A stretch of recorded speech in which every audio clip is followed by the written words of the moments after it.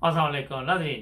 Programme गपशप। अच्छा, घरों में मुलाजम रखे होते हैं जिसमें ख़वातीन भी होती हैं, मर्द भी होते हैं, और कई घरों में तो दो दो चार चार नौकर होते हैं, नौकरानियाँ होती हैं। और घर में कोई ऐसा मसला बन जाए, फ़र्ज़ करे चोरी हो जाती है, तो सबसे पहले जो घर में मुलाजम होते हैं उन पर शक जाता है। और अगर आप गौर करें तो गरीब पर वैसे ही फौरी तौर पर हमारे जो अमीर लोग होते हैं वो शक करना शुरू कर देते हैं। उनके जहन में होता है कि इन लोगों ने ये चीज़ें नहीं देखी होती, इनका भी दिल चाहता है, इनकी भी हसरत होती है कि ये चीज़ें उनके पास आ जाएं।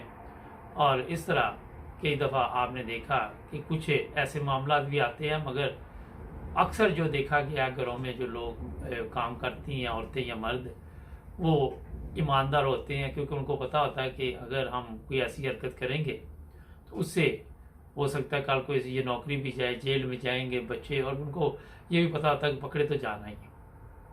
इसी तरह एक घर में एक लड़की काम करती थी, उसकी मजबूरी थी बेचारी की, तो कोई काम नहीं मिल रहा था। उसने सोचा क्यों ना जितनी देर तक काम नहीं मिलता तो मैं दो तीन चार घरों में काम करके घर के अखराजात पूरे करूं। और एक ही मोहल्ले में उसको मिल गया काम। जो बड़े लोग हैं, अमीर लोग हैं, यूरोप में तो ये चीज़ें नहीं, पाकिस्तान में थोड़े से पैसे आ जाए तो वो बड़े लोगों में शामिल हो जाता है, फिर अपनी औकात भी लोग भूल जाते हैं। ये मैं इसलिए बता देता हूँ, मैंने वहाँ पे देखा है, तो वो इंसान को इंसान भी नहीं समझते। खैर, वो जनाब हुआ ये कि वहाँ पे वो औरत जो लड़की काम करती थी, एक घर में उसको शक की निगाह से देखा जाता था। वहाँ पे रहते थे मियाँ बीवी, और एक उनकी माँ थी और एक भतीजा था।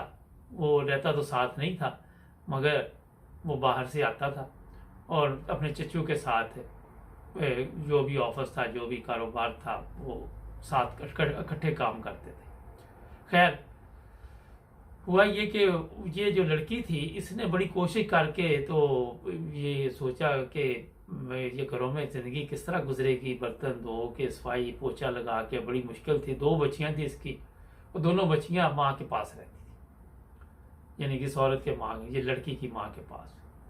तो वो बंदे से लहदगी हो चुकी थी, तलाक हो चुकी थी। अब हुआ ये कि घर से कुछ चीज़ें गायब होना शुरू हुई।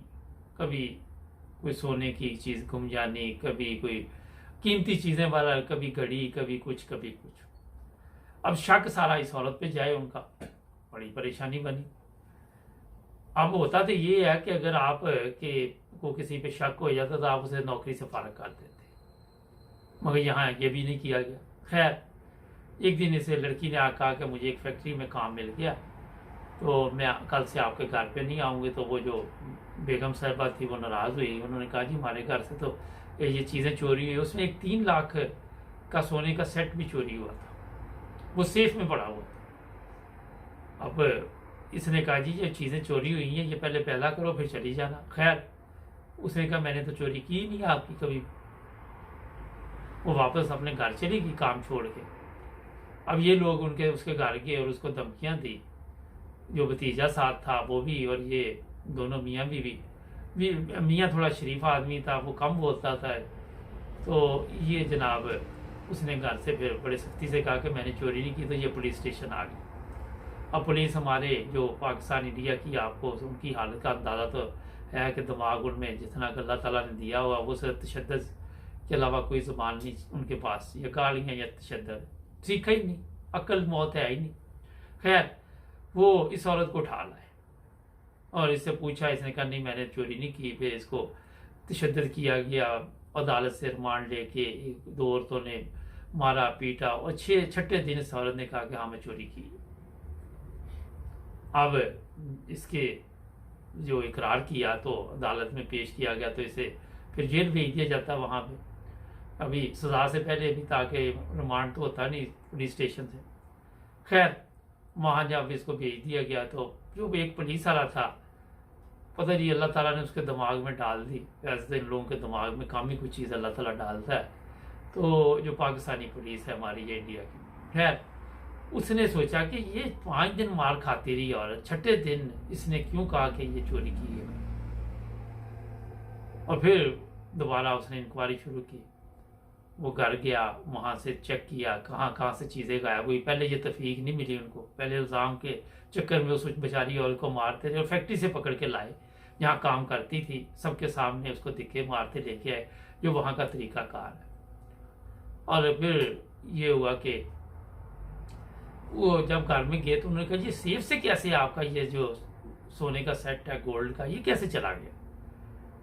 चाबी तो आप लोगों के पास होती है, उसके पास तो चाबी होती नहीं है। जी हमारे पैसे भी गए, टेबल पे पड़े हुए थे, अच्छा और भी चीज़ें, यहाँ से बर्तन गए है कीमती, ये गया वो गया। खैर अब हम पुलिस वाले जो थे उन्होंने, जब वो सीढ़ियाँ उतर रहे थे तो उसका भतीजा ऊपर चढ़ रहा था, तो एकदम उस पुलिस वाले के ज़हन में ना ये चीज़ आई कि ये कहीं इसके भतीजे का काम ना हो। फिर उसके भतीजे के पीछे पुलिस को लगाया गया, तो जब देखा तो वो बाज़ार हुस्न में जाता था, वहाँ एक तवाइफ थी, उसके इश्क में मुब्तला था। और इश्क फिर आपको पता ही है कि बड़ों बड़ों का बेड़ा गर्क कर देता है। खैर वो जनाब फिर उस जिस लड़की के इश्क में ये बेचारा वो खिड़की में आया हुआ था, उस लड़की से पूछा कि इसने आपको कोई सेट वेट दिया हो, कोई गिफ्ट दिया? तो उसने कहा हाँ ये चीज़ें दी हैं मुझे। खैर पुलिस ने वो चीज़ें ली, फिर इसको बुलाया तीनों को पुलिस स्टेशन, ये दफ्तर जाने लगे थे ऑफिस। तो इनसे जब पूछा गया तो इन्होंने जनाब वो लड़के, पुलिस वाले ने कहा कि आपके घर में चोर दूसरा है, ये औरत चोर नहीं थी। तो वो कहने लगे वो कौन? तो पुलिस वाले ने चपेट लगाई उसके भतीजे को कि ये है चोर। वो माने ना। खैर जब वो माने ना तो उन्होंने वो लड़की जो थी दूसरे कमरे में थी उसको बुला लिया, सामने बुला के तो कहा कि ये ज़रा बताओ भी ये किसने चीज़ें दी? उसने कहा इसने दी है। वहाँ पे अब मसला बन गया।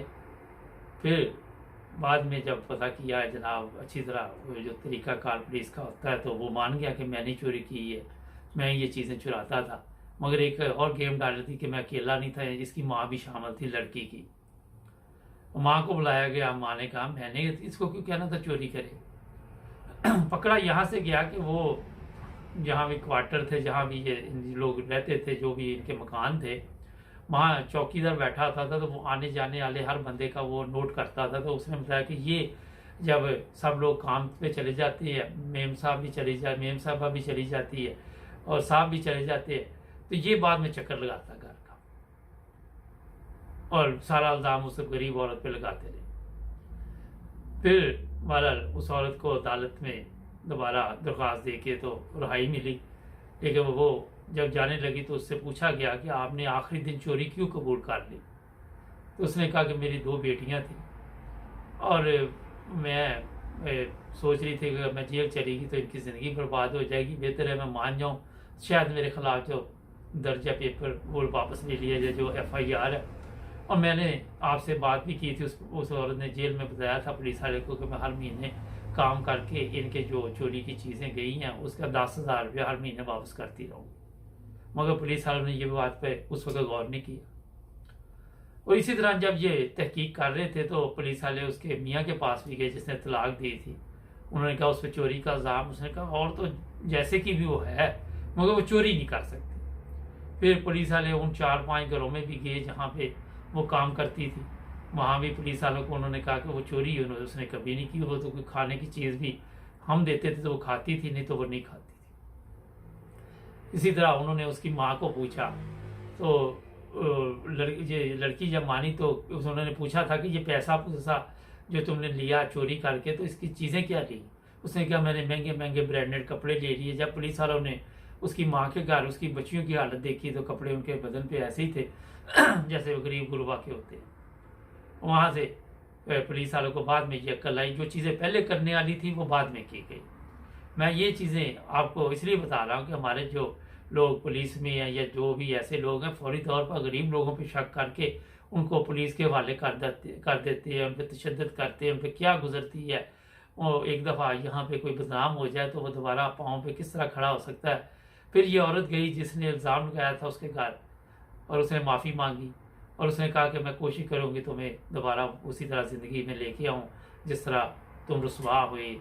एक जो कि देखिए एक चीज़ है कि जब भी आप किसी पे इल्ज़ाम लगाएं, एक तो आपके पास सबूत होना चाहिए। अब सबूत नहीं तो उसको मार मार के आप क्या करेंगे। यहाँ यूरोप में, यूके में, जहाँ भी आप जाए तो ये सबूत ढूंढते हैं चोरी वाले के लिए। यहाँ पे तशद्दुद नहीं किया जाता, मगर हमारे मुमालिक में औरतें औरतों पर, मर्द भी औरतों पर कर रहे होते हैं पुलिस वाले तशद्दुद। आम वाकया सोशल मीडिया पे मिल, ये बिल्कुल असली वाकया मैंने मिला है, कोई कहानी नहीं है, ये आप लोग कहानी समझें। उम्मीद है आज का प्रोग्राम गपशप भी आपको पसंद आया होगा।